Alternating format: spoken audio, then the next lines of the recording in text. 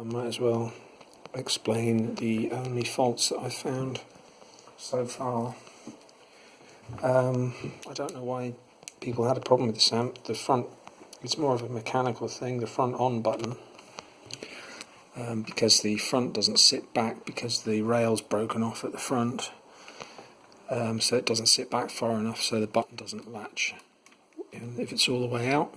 And also there was a screw missing there at the back, which helped to stop the non-latching, but it's mainly down to the front of the case, even with the lid on, because it can't, these are all broken off at the front, so it doesn't pull the front in properly. It needs to be there.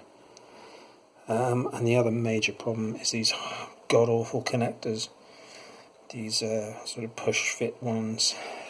They were really bad to get to push down and stay down with any kind of sort of holding of the cable very well.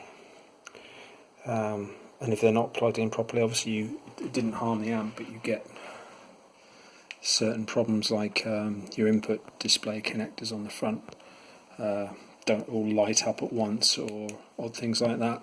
So from scratch, if I power this amp up, you'll see the power go through the operation phase to safety as it does its self-diagnostics. So powering up,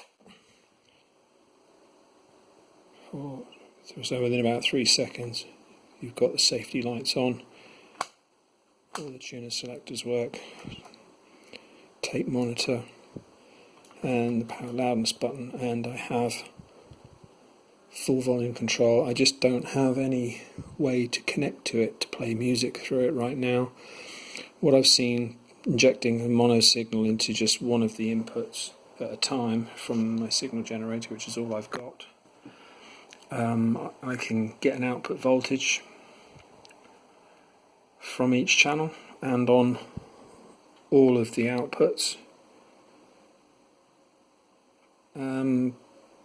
but there seems to be a marked difference in the output level between left and right.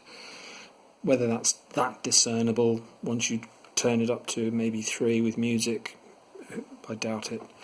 But I've got some realistic Minimus 26s that arrived today, so I'm really interested in hearing what they're like compared to the Minimus 4s classics that I left down in Cornwall. They were really nice. They're not bassy obviously because they're only small, but they're very, very clear. But I don't even have a phono lead to plug any music into this thing to hear it just now, so I'll have to pick one up tomorrow or something. Anyway.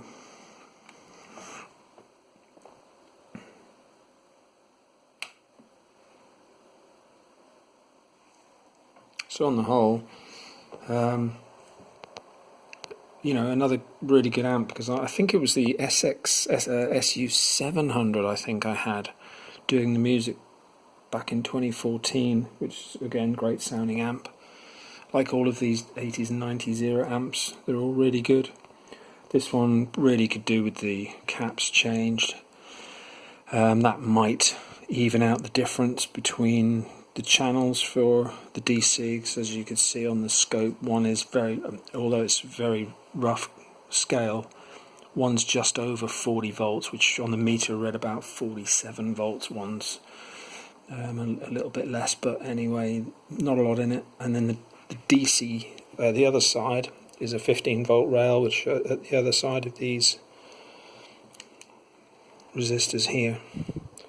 So you've got plus or minus 47 where the probes are now, and plus or minus 14 or 15 volts at the far side.